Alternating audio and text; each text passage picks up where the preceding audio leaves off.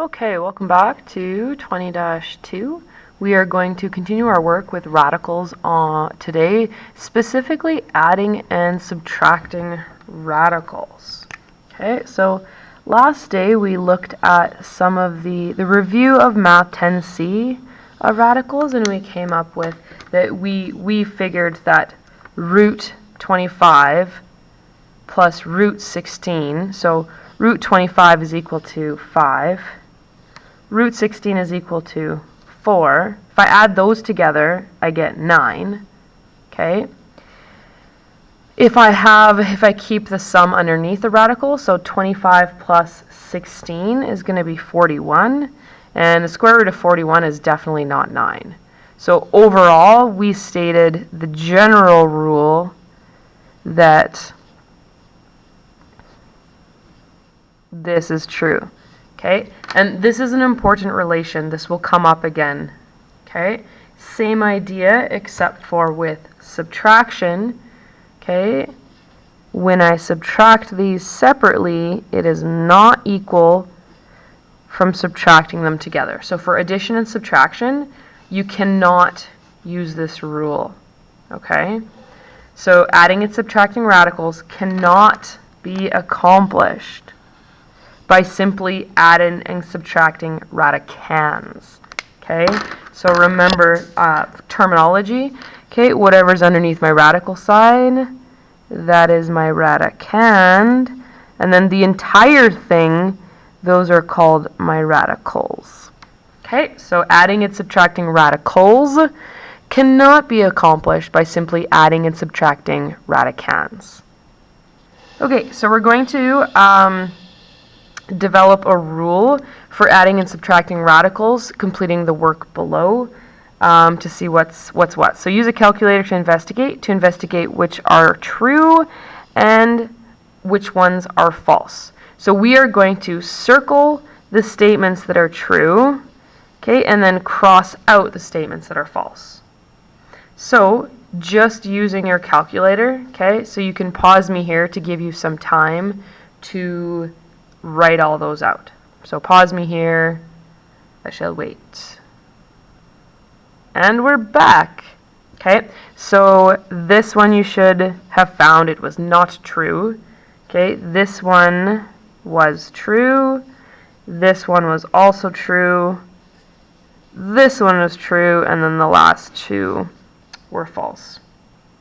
Okay, so some of the things that you would have noticed here, I'm just going to highlight. Okay, so notice that the radicands are all the same in that one and in that one and in that one. Here they were different. 3, 3, 6, 11, 5, 6, 7, 7, 7. Okay, so those are all the same, but then notice the actual radical sign of it. Okay, so the root here, and remember when it's not there, it's a 2. Okay, so the same thing, the index. Okay, that's called the index. Okay, they have to all be the same because these were all square roots. Okay, this would have been true. They'd have been equal if I had done all cube roots. Okay, that would have been okay too as long as they were all the same. So then for our rule, okay, radicals with the same index, okay, radicals with the same index and same radicand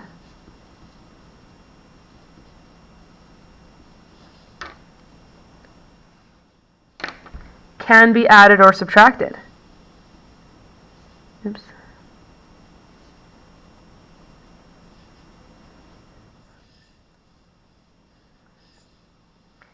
By adding or subtracting the coefficients,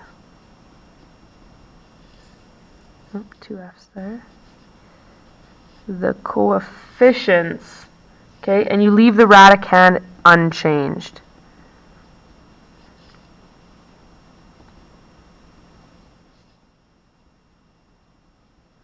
So it's kind of like the radicand is a variable.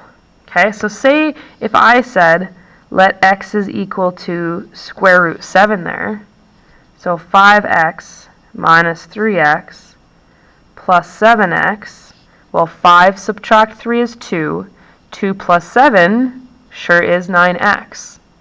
Okay, so that's another thing you can do to help yourself out. If you see something like that, you can make yourself a little let statement, okay, and then that will be true. So now we're going to simplify the following and express the answer as a mixed radical. So now last day we looked at a mixed radical is in the form of, so there's a coefficient in b, okay, and so this is I can't factor any other kind of square roots or cube roots or whatever out. So 4 square root 10 plus 1 square root 10, okay, well that gives us 5 square root 10s. 9, subtract 4, subtract another 4, okay, well that's minus 8. 9 subtract 8 is just 1. So we don't have to write the 1 in front. Okay, it's the same thing as if we just had x, right? Here's another one that it literally is, the radicand is x. Okay, well 10 plus 5, that's 15.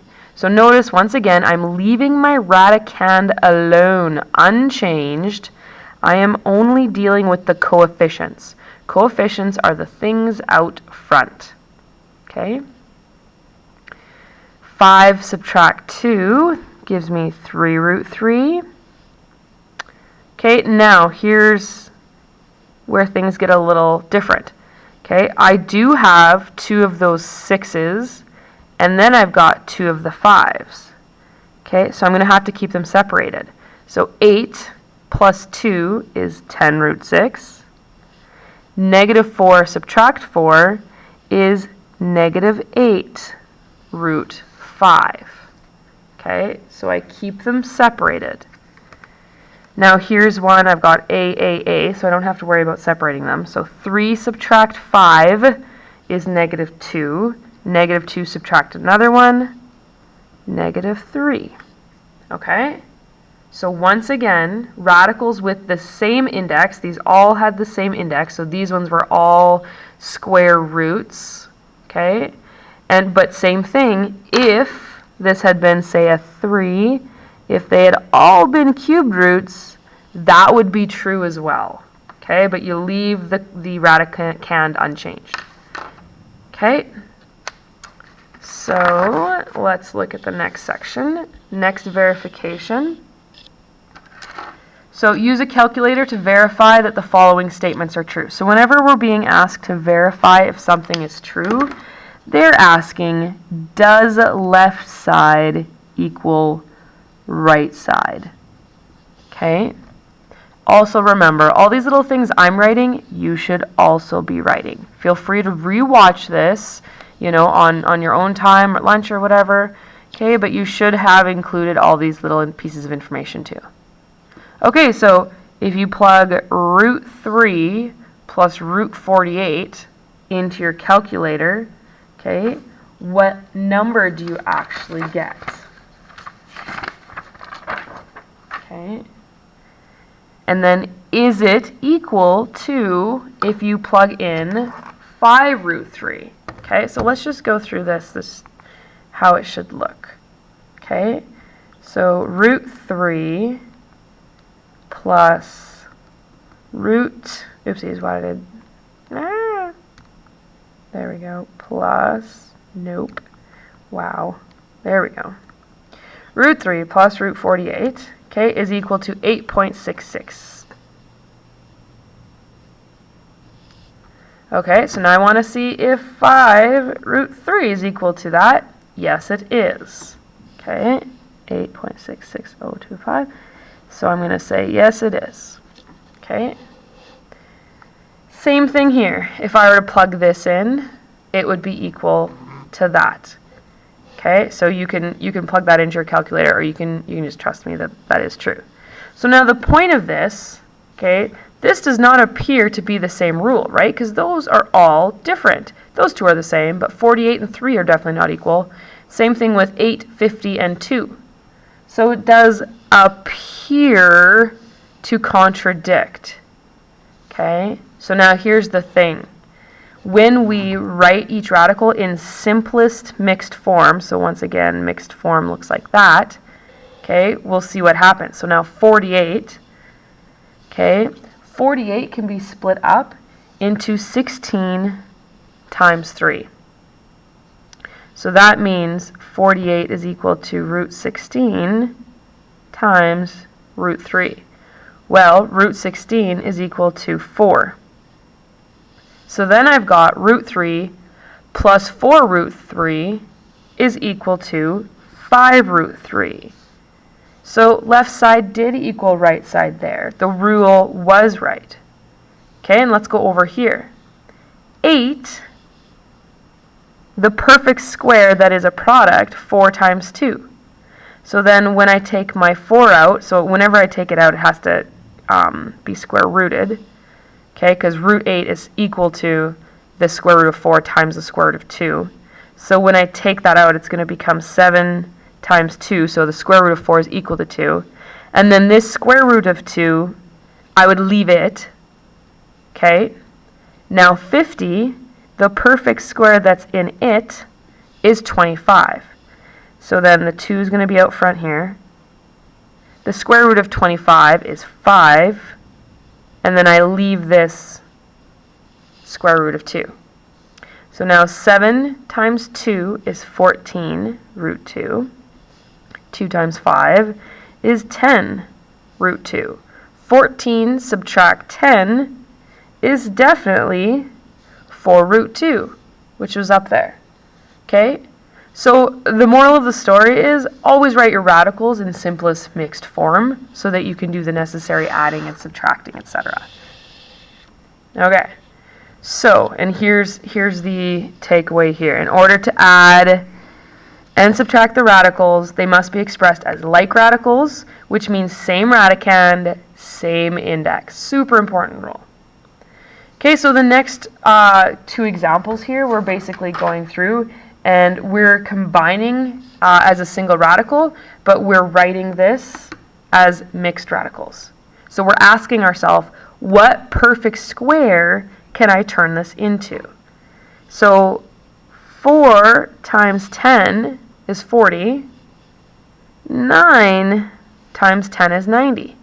So then when I take the square roots, square root of 4 is 2. 10 is going to stay there.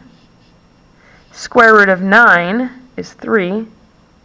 10 is going to stay there. Okay. 2 plus 3 is 5. There we go. Same idea here, 96. Okay, so 96, the perfect square that goes into 96. And this is where the number sense comes in. Okay, if you struggle a little bit with your perfect squares or your perfect cubes, that just means that you're going to have to play a little bit more on the calculator, which is time consuming. So actually quicker if you just memorize those perfect squares, but leave that up to you. The square root of 16 is 4. 24 is going to be 4 and 6. The square root of 4 is 2. Remember the square root 6, square root 6. 4 subtract 2 is 2. So my overall answer is 2 root 6. So root 96 minus root 24 is equivalent to 2 root 6. Okay. Let's go on over here. Okay, so we're asking ourselves, what are the perfect squares that are factors of 75? So what times what is 75? One of those has to be a perfect square. Hopefully you're thinking 25 times 3. What times what is 48? 3 times 16.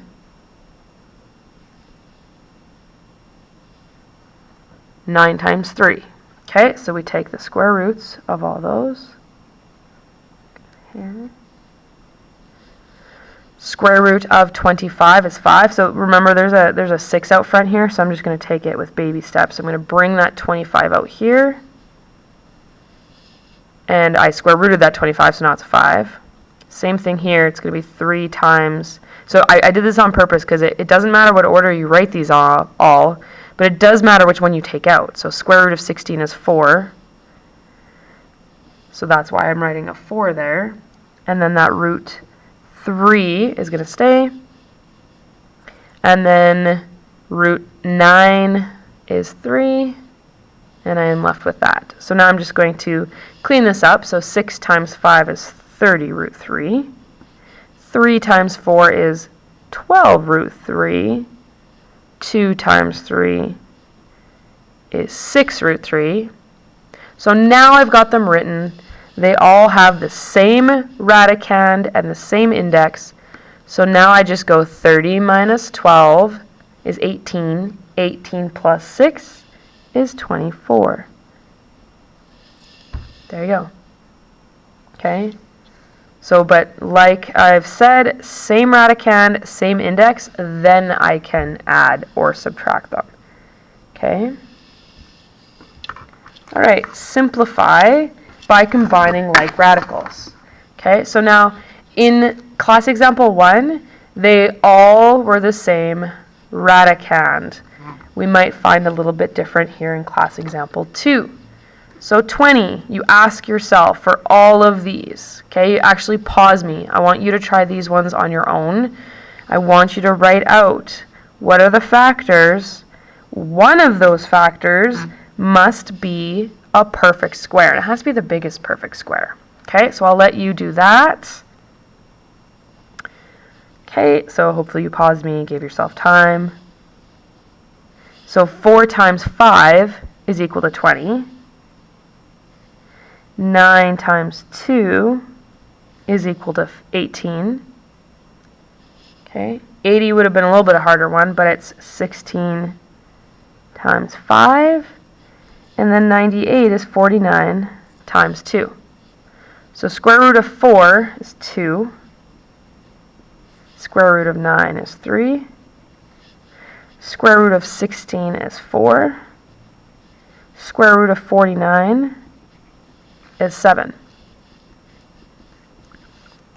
Now I've got my root 5s that I need to put together. 2 minus 4 is negative 2 root 5. 3 plus 7 is 10 root 2. Okay, so essentially if we were thinking about variables, another way of looking at this would be like that. Okay, if I let x equal root 2 and y equal root 5, okay, then it would look like this. And then, okay, yeah, negative 2. This is supposed to be, I meant to write an equal sign here. Okay, so 2y minus 4y is going to be negative 2y. And then 3x plus 7x is 10x. And so then if you substituted those back in, you've got the same base formula. Okay, so hopefully you gave yourself time to do this one too. So 28 is 4 times 7. 128, that's another little difficult one, but 64 times 2. 175 is 25 times 7. And, oops, let's put some multiplication there. And then 63 is 9 times 7. And of course, those are all square rooted. Square root of 4 is 2. Now remember there's a 3 out front. So 3, and then I'm going to write my 2 root 7. So then I've got my 1/2. Square root of 64 is 8. There's my root 2. And I've got minus 2. Square root of 25 is 5. Root 7. And then my last term, so 2. Square root of 9 is 3. And then square root 7. So I've got some root 7s. And then one lonely root 2. Okay, but before I start combining them, I still need to deal with these coefficients. So 3 times 2 is 6. 1/2 times 8, so half of 8 is 4. Oopsies, that should just be subtract, not equals. 2 times 5 is 10. 2 times 3 is 6. Okay. So I've got 6 root 7 plus 6 root 7. That's 12 root 7. 12 root 7 minus 10 is 2 root 7. And then my lonely 4 root 2. Okay. So overall, you are looking at, in order to make a mixed radical, you need the highest perfect square that will fit in there, and then you take it out, you take the square root of it, multiply any coefficients, and then you gather like terms. Okay, so we've got a word problem. These did not photocopy very well. Okay, so we've got a word problem here. The diagram shows the metal support, which is the bolded part, okay, for part of a bridge constructed on the side of a hill. So there we see the side of the hill. The measurements are given in meters. So that's 6 meters by 4 meters, 12 by 8. Okay, so the question asks, determine the total length of metal needed to make the metal support. And it wants our answer, so this is what it wants us to do, and this is how it wants us to answer it. As a mixed radical in simplest form. We always do want it in simplest form, okay? And, okay, so first we're going to do it as a mixed radical, then a decimal to the nearest tenth, okay? All right, so we want to take those two, so let's just call this x and this y, all right? We want to add those together, okay? And in order to figure those out, okay, we're going to use Pythagorean theorem. So remember, Pythagorean theorem for any triangle ABC, c squared is equal to a squared plus b squared. So in this case, okay, I've got 6 squared plus 4 squared is going to be equal to x squared. Okay, so 6 squared is 36. 4 squared is 16 is equal to x squared. 36 plus 16 is 52. Okay, and then I'm going to square root both sides, which will just give me x. And then 52, I'm going to think, okay, what times what is 52? So 4 times 13, 4 being my perfect square. Okay. So my x is 2 root 13. Okay, so that's my x done. Now I need to do the exact same thing with my y. So I want you to pause me here, and I want you to do this whole thing except for with y. Okay? Okay, so I assume you're done solving for y. So hopefully you did 12 squared plus 8 squared is equal to y squared. And then you would have solved all that down. And so I'm just going to show you could do all of this underneath that just to show it differently. Oops, 64. So 12 squared, 144. 8 squared, 64. Okay? Square root of y squared is just y. Okay, so I just did it a little bit earlier, which is fine. Okay, so 144 plus 64 is 208. And now I need to ask myself what product multiplies together to equal 208, and then one of them needs to be a perfect square. So that would be 16 times 13. Root 16 is equal to 4. So now we're not done yet because we want to know the total amount. So total is equal to x plus y. So I take my x and I add it to my y. And they're the same radicand, they're the same index. So I can add them up, easy peasy. So there's my answer, okay, as a mixed radical. Now, as a decimal to the nearest tenth, you would put this into the calculator. 6 root 13. And you would get, ooh, that's blurry. There we go. 21.6333 to the nearest 10th is 0.6. And then do I have meters? Do I have centimeters? What is this?